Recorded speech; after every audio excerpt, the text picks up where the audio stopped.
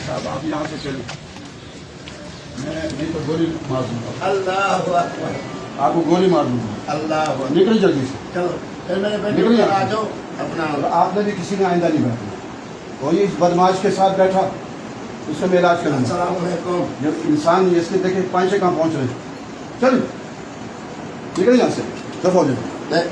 पूरे मुल्क में जहाँ मिले इसको कोड़े लगा जाए इस बदमाश को। ये खुद कहता है मैंने बहुत सारी शादियाँ की हैं। ओ, मेरी जूती वहाँ पड़ी है। जल्दी से निकले यहाँ से। एक मिनट। और आप लोग यूँ इनके साथ क्यों बैठे, इस बदमाश के साथ जो कहता है मैं बहुत सारी शादी करता हूँ, नया दीन बनाया इसने। खाकान लाल मस्जिद में आपने नहीं आना। हाजिर हाजिर। अगर लाल मस्जिद में आए तो मैं यहाँ आपको कोड़े यहाँ बांध के ना कोड़े लगाऊंगा या संसार करूँगा। हाजिर हाजिर हाजिर जनाब, हाजिर यहाँ से हाजिर।